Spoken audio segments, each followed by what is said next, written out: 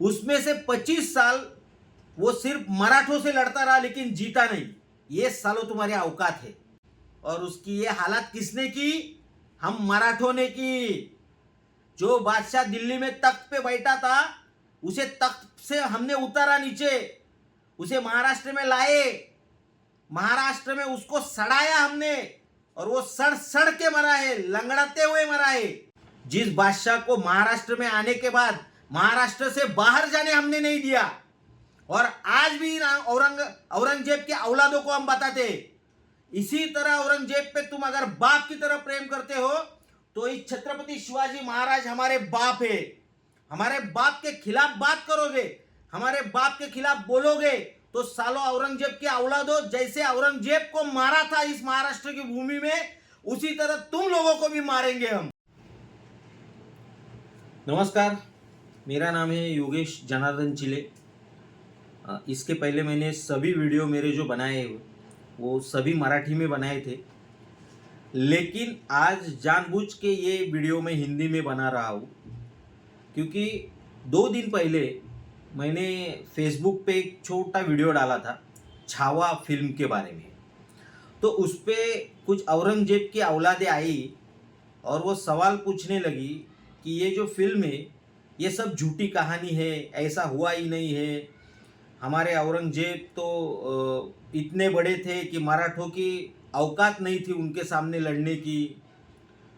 तो इन औरंगजेब की औलादों को थोड़ा इतिहास बताने के लिए मैं आया हूँ, इसलिए उनकी भाषा में यानी हिंदी में उनको मैं आज इतिहास समझाने वाला हूँ।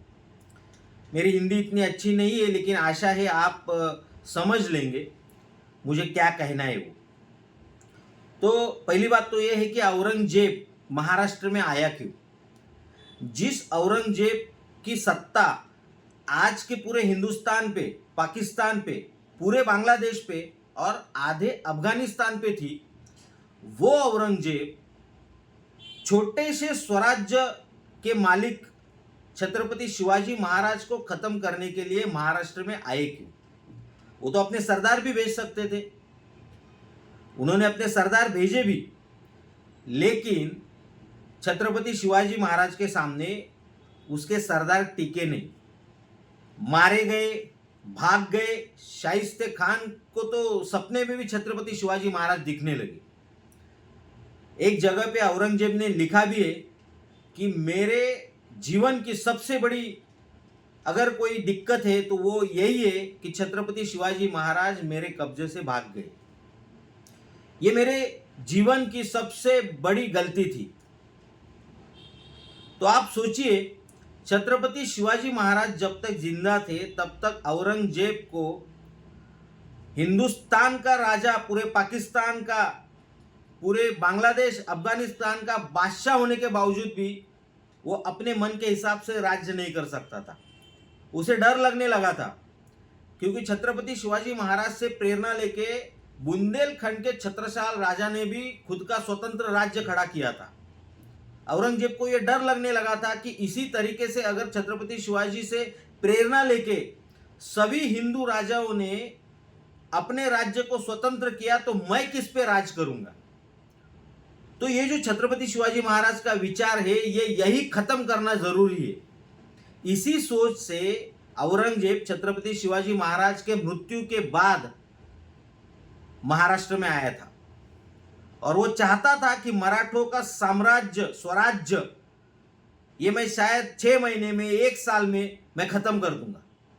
उनकी औकात क्या है, कितने हैं वो? जब छत्रपति शिवाजी महाराज की मृत्यु हुई थी तो मराठों के पास सिर्फ 45,000 घोड़े थे और 1 लाख का उनका सैनिक बल था। और वही औरंगजेब जब दिल्ली से महाराष्ट्र में आया था तो लगभग 6 लाख की फौज, लगभग 50,000 हाथी, घोड़े और उनके साथ जो लोग थे वो सब मिलाकर तकरीबन 10 या 12 लाख की फौज लेके वो महाराष्ट्र में आया था। किसे मिटाने? छत्रपति शिवाजी महाराज के एक छोटे स्वराज्य को मिटाने के लिए। तो आप सोचो, इतनी बड़ी फौज लेके अगर उसे यहाँ पे आना पड़ता है मेरे दोस्तों, तो तुम्हारे बादशाह की औकात क्या थी? उसके सरदारों की औकात क्या थी?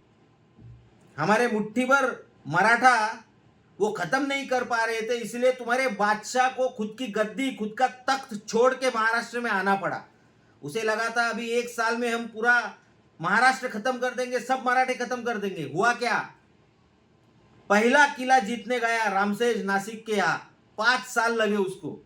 5 साल एक छोटा किला जीतने में। मराठों के पास तब 240 के ऊपर किले थे। एक किला जीतने में अगर 5 साल लगते थे तो आप सोचो 240 किले जीतने में कितने साल लगने वाले थे। 9 साल तक छत्रपति संभाजी महाराज को मारने की हर कोशिश की औरंगजेब ने, लेकिन सफल नहीं हो पाया। और किसका आदर्श रखते हैं आप? किसका आदर्श?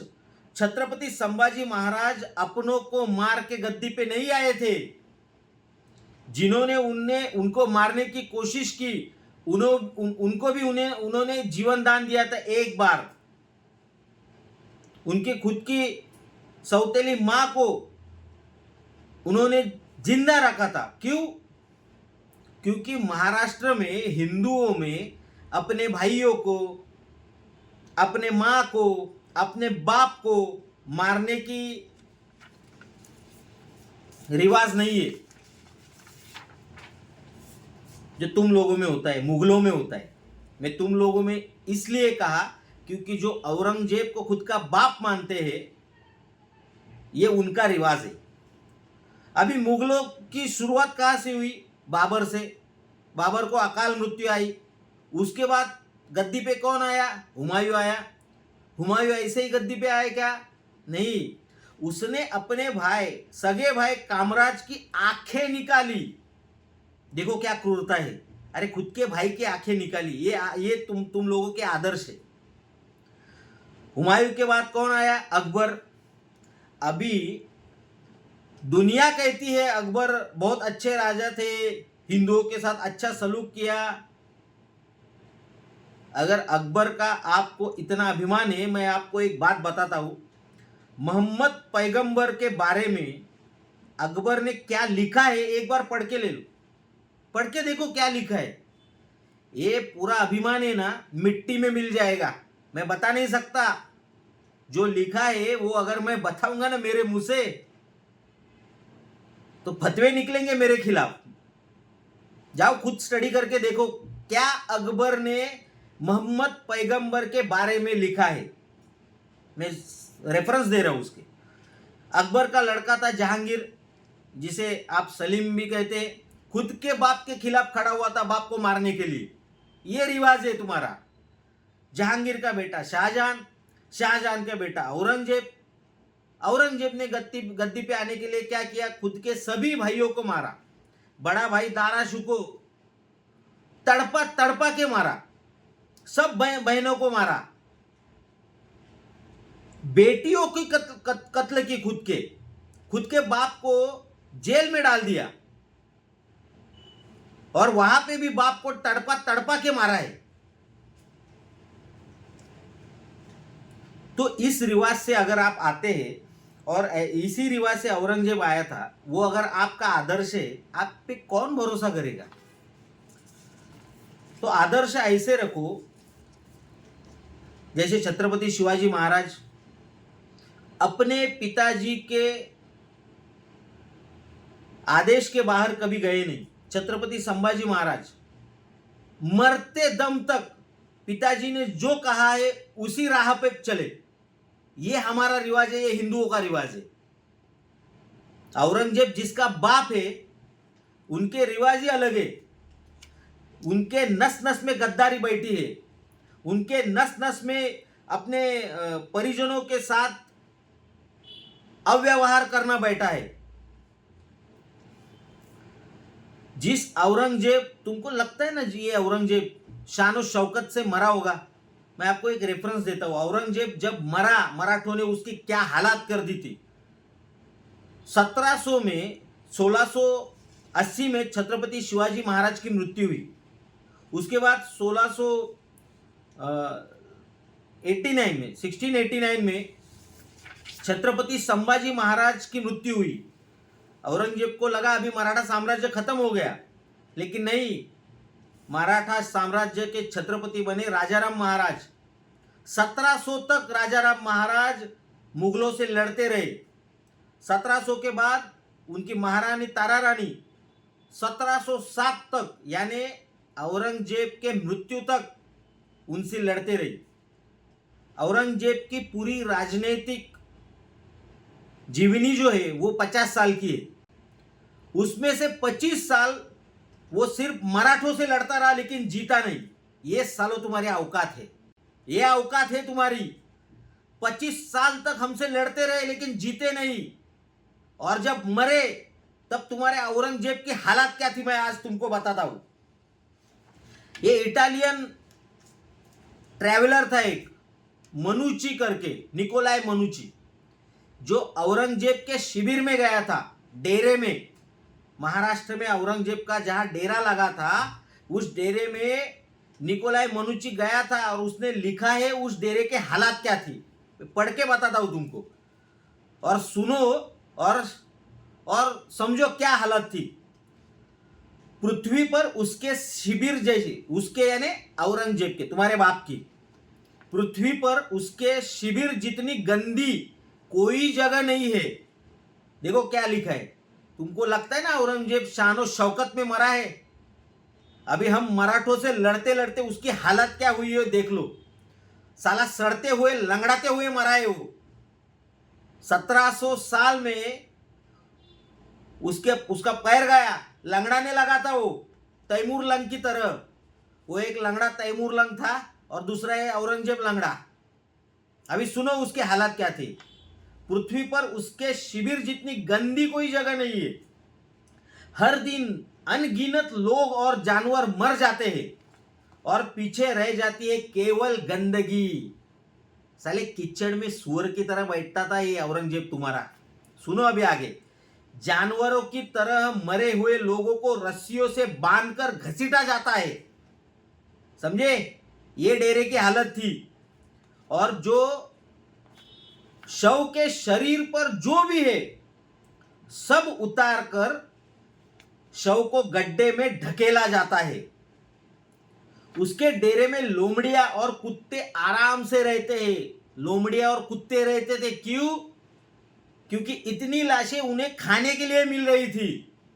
ये हालत हमने तुम्हारी कर दी थी। कई बार मुझे सम्राट के शिविर में अपनी नाक बंद करनी पड़ी। ये मनुची लिख रहा है, सम्राट के शिविर में अपनी नाक बंद करनी पड़ी। क्यों? कई बार उल्टी भी हुई। दुर्गंध इतनी असह्य थी कि कई बार मुझे उल्टी हुई। अरे सोचो कितनी गंदगी में तुम्हारा ये बादशाह पल रहा था, कितनी गंदगी में। और उसकी ये हालत किसने की? हम मराठों ने की। जो बादशाह दिल्ली में तख्त पे बैठा था, उसे तख्त से हमने उतारा नीचे, उसे महाराष्ट्र में लाए, महाराष्ट्र में उसको सड़ाया हमने, और वो सड़ सड़ के मरा है, लंगड़ाते हुए मरा है।